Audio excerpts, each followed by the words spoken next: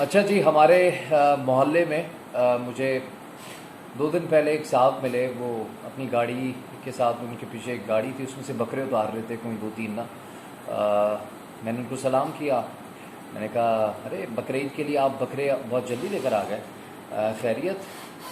میں سمجھا کہ کہیں گے کہ بچوں کے لیے لے کر آیا ہوں، خوش ہوتے ہیں، ذرا ان کی دیکھ بھال کریں گے، ان کو کھلائیں گے پلائیں گے، پھر ان کو ذبح کریں گے، قربانی کریں گے تو مزہ آئے گا.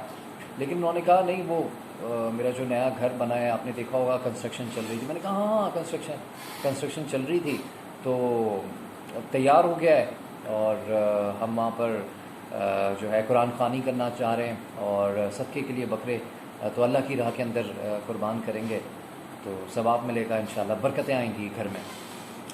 میں نے کہا جی جی ضرور. میں نے کہا کوئی مسائل تو نہیں پیش آئے، کیونکہ آج کل بڑے کے ڈی اے میں اور سندھ بلڈنگ کنٹرول اتھارٹی میں اور کے ایم سی میں ادھر ادھر این او سیز لینا ہوتا ہے، نقشہ پاس کروانا ایک بہت بڑا مسئلہ ہوتا ہے. کہتے ہیں ہاں وہ نقشے کے اندر ایک مسئلہ ہو گیا.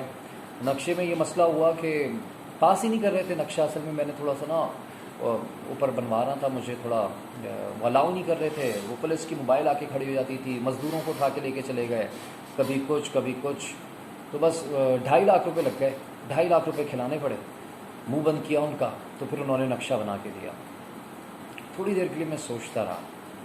میں گھر گیا، میں نے سوچا یار ہمارا نظام کتنا گندا، کتنا غلیظ اور کتنا اچھا ہے، اور ہم کتنے اچھے مسلمان بھی ہیں کہ ہم ایک طرف 2.5 لاکھ روپے نقشہ پاس کروانے کے لیے رشوت دیتے ہیں کہ گھر بن جائے ہمارا.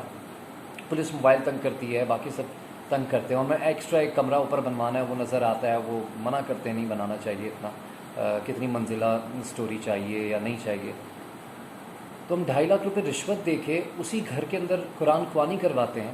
جب وہ نیا تیار ہو جاتا ہے، پینٹ ہو جاتا ہے، اوپر ماشاء اللہ سبحان اللہ اور جو بھی تختی بھی لگا دیتے ہیں، اور بڑا فخر محسوس کرتے ہیں کہ ہم نے صدقے کے بکرے ذبح کیے، گوشت کی بریانی بنائی، غریبوں میں بانٹی، اور سب نے آ کے قرآن پڑھا اور دعوت دی، اور اللہ میں خوش ہوگا. ایک نئے سفر کا آغاز کر رہے ہیں، برکتیں آئیں گی گھر میں، اللہ کی نعمتیں آئیں گی. رشوت سے ہم سٹارٹ کر دیں کام.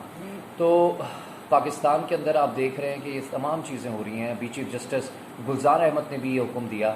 پتہ نہیں وہ یہ حکم کب دیں گے کہ یہ کے ایم سی کو گراؤ جا کے، اور یہ کے ڈی اے جو ہے اس کو گرا دو جا کے، اور یہ سندھ بلڈنگ کنٹرول اتھارٹی اس کی عمارت کو گرا دو جا کے. کیونکہ سارا مسئلہ تو یہاں پہ ہو رہا ہے چیف جسٹس صاحب. وہاں پہ وہ نسلہ کا جو مسئلہ ہے، نسلہ ٹاور، وہ جو ان کا بلڈر ہے ابو بکر، وہ تو صاف کہہ رہا ہے کہ بھائی میں نے ساری این او سیز لی ہوئی ہیں، تو یہ غیر قانونی کیسے ہوئی؟ اور باقی اس کی بات ٹھیک ہے، سب ساری این او سیز ہیں، گورنمنٹ کے اداروں نے وہ این او سیز دی ہیں کہ یہ بلڈنگ تعمیر ہو سکتی ہے، اس کے اندر تمام تر چیزیں قانونی ہیں. تو جن لوگوں نے اس میں فلیٹ خریدا یا گھر بنایا یا اس پراپرٹی کے ساتھ کچھ کیا، تو ان کا کیا قصور ہے at the end of the day? Builder نے اگر ساری این او سیز لی ہوئی تھی، وہ جس بھی طرح لی، میں سمجھ سکتا ہوں وہ فیصلہ جو ہے چیف جسٹس کا کہ نسلہ ٹاور گرا دو. اسی طرح الادین پارک ہم بچپن سے جا رہے ہیں، جو کراچی میں رہتا ہے اس کو پتہ ہے الادین پارک اسپاٹ ہے. وہاں پہ لوگ انٹرٹینمنٹ کے لیے جاتے ہیں، خوش ہونے کے لیے جاتے ہیں، مڈل کلاس لوگ جاتے ہیں وہاں پر. اس کے برابر میں پویلین اینڈ کلب ہے. تو ان تمام چیزوں کا مسئلہ ہے کہ ہمارا نظام بہت گندا ہے، ہمارا ظلم کا نظام. ہمارے ملک کے اندر اگر ہم قرآن خوانی کروا رہے ہیں اور گھر کے اوپر تختی لگوا رہے ہیں، تو اسی گھر کے لیے ہم رشوت دے کے اس کا پلان بھی پاس کرواتے ہیں، اس کا نقشہ پاس کرواتے ہیں. تو یہ اس طرح چل رہا ہے.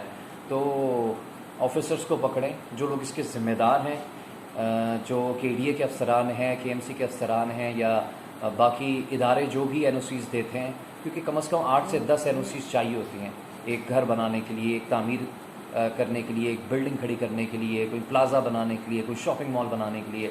اور جہاں تک بات رہی الادین پارک، اور واقعی میں الادین پارک بہت اندر کی طرف ہوتا تھا، انہوں نے باہر پورا رستہ گھیرا ہوا تھا. خیر اس کو گرانے کا حکم دے دیا. اس سے اور آگے آئیں، اگر چیف جسٹس صاحب کس دن الٹے ہاتھ کے اوپر ہی دیکھتے رہیں، جوہر چورنگی جب پاس ہوگی تو برج پہ چڑھیں گے آپ ایک ملینیم والے. ادھر سے نیوپلیکس اگر آپ کو دکھائی دیتا ہے، اگر ڈرگ روڈ سے آ رہے ہیں تو نیوپلیکس بھی تو منہ پر آیا ہوا ہے روڈ کے. اور یہ جو اس کی عسکری کی جو انٹرنس دکھائی دیتی ہے برج کے اوپر سے، تو اتنی دور اندر دکھائی دیتی ہے. وہ تو باہر تو پمپ کیلٹیکس کا کھلا ہوا ہے، وہ گرینو پتہ نہیں کون کون سے برانڈ وہاں پہ بنے ہوئے ہیں، اور بڑی سی ایک ایڈورٹائزنگ ہورڈنگ، وہ پوری دیوار کھڑی ہو گئی ہے. عسکری فور تو بہت اندر ہے. تو یہ جگہ کب کلیئر ہوگی؟ تو جب الادین پارک والوں نے دیکھا ہوگا اور پویلین اینڈ کلب والوں نے دیکھا ہوگا یار نیوپلیکس تو یوں کر کے روڈ کے باہر نکل کے اپنا منہ دکھا رہا ہے اور ٹریفک یہاں پہ جام ہو رہا ہے، تو ہم بھی تھوڑا سا باہر نکال لیتے ہیں اپنا جو تعمیراتی کام ہے.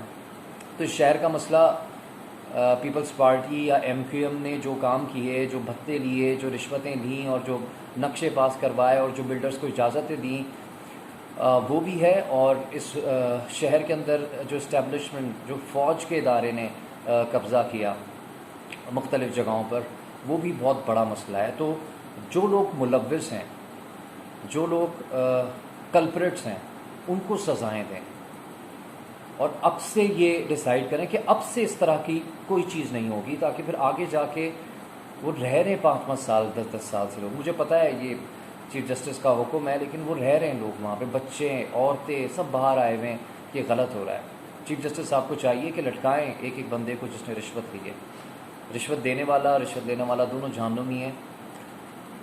لیکن ہمارے ملک میں ظلم کا نظام، قرآن خوانی کرواتے ہیں 2.5 لاکھ کرپشن کے رشوت دے کر.